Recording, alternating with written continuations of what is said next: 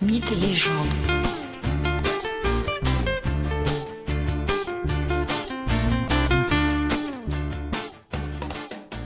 Bonjour à tous et bienvenue dans ce nouvel épisode de Mythes et légendes. Aujourd'hui, je vous invite une nouvelle fois au berceau d'un dieu espiègle et beau parleur, un dieu menteur mais attachant, le dernier fils de Zeus, Hermès. Comme à son habitude, Zeus multiplie les conquêtes féminines. Et Héra, son épouse, la reine de l'Olympe, n'a pas le monopole de son époux. Dans l'histoire que je vous raconte aujourd'hui, Zeus est amoureux de la fille du géant Atlas. L'heureuse élue se nomme Maïa. Celle-ci loge dans la caverne du mont Silène. C'est ici que Zeus rejoint régulièrement à l'abri du regard d'Héra, sa maîtresse. Des amours entre Zeus et Maïa naît donc Hermès, au fond de la caverne. Juste après sa naissance, il est langé et posé dans un berceau. Mais le nouveau-né ne l'entend pas de cette oreille. À quoi bon rester dans son berceau ? Hermès, à peine né, sait déjà parler et marcher. Le voilà qu'il sort du berceau et s'échappe de la caverne du mont Silène.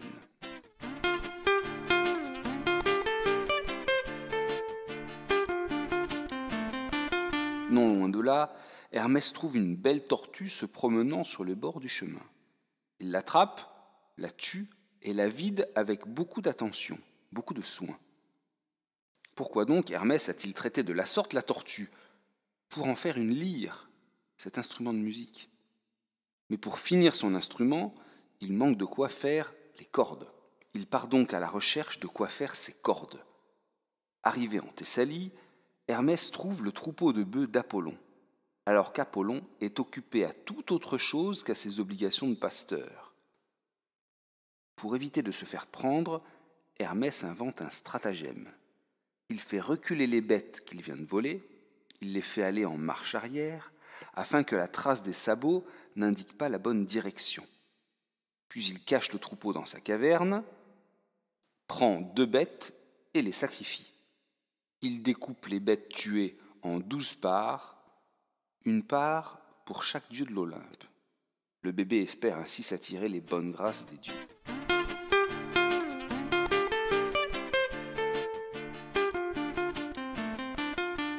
Une fois les 2 bœufs d'Apollon tués, il en extrait les boyaux, et avec les boyaux, il réalise les cordes de sa lyre à 3 cordes. Une fois son forfait réalisé, Hermès retourne se coucher dans ses langes, pas vu, pas pris. Mais voilà qu'Apollon découvre le vol et cherche son troupeau. Il le cherche et ne le trouve pas. Il demande alors l'aide des satyres. À eux d'aller partout où ils veulent pour retrouver le troupeau. Et pour les motiver, rien de plus simple. Les satyres sont avides et la récompense proposée par Apollon en échange du troupeau et du nom du voleur est importante. C'est ainsi qu'après de longues recherches, un satyre s'approche du mont Silène. Il faut dire qu'il entend là une magnifique musique venant d'un instrument inconnu. Le satyre, curieux, s'approche, puis arrive à l'entrée de la grotte de Silène. Il tombe alors nez à nez avec la nymphe chargée de veiller sur le tout jeune dieu. Le satyre lui demande d'où vient cette musique. La nymphe répond que c'est un nouveau-né très doué qui a construit un nouvel instrument de musique avec une carapace de tortue et des boyaux de vache. La réponse interroge le satyre. Des boyaux de vache ? Tiens donc. Puis le satyre va pour quitter les lieux lorsqu'il aperçoit non loin de là les 2 carcasses de bœufs. Et ces carcasses portent le signe distinctif des bêtes du troupeau d'Apollon, elles ont les cornes dorées. Le satyre part donc prévenir Apollon, il espère la récompense promise.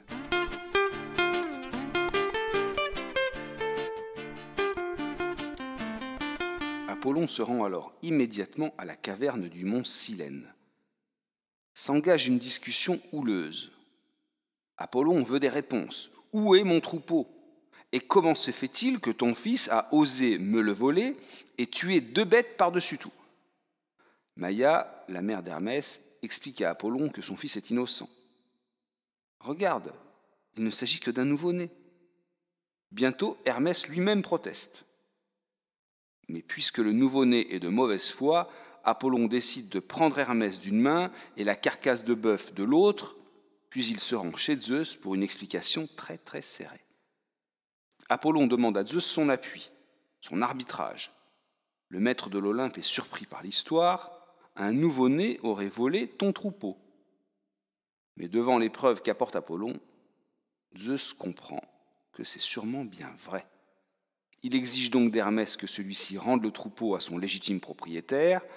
Le nourrisson s'engage à rendre le troupeau, ou plutôt le troupeau moins les 2 bœufs qu'il a sacrifiés, et dit-il découpés en 12 parts en l'honneur des dieux de l'Olympe. Apollon est interloqué. Mais pourquoi 12 parts, puisque nous sommes 11 dieux olympiens et non 12 ? Oui, cher frère, 11, plus moi désormais. L'audace, le toupet du nourrisson exaspère Apollon, mais enchante Zeus. Hermès emmène donc Apollon jusqu'à la caverne pour lui rendre le troupeau. Mais en chemin, le nouveau-né utilise sa lyre pour faire de la musique.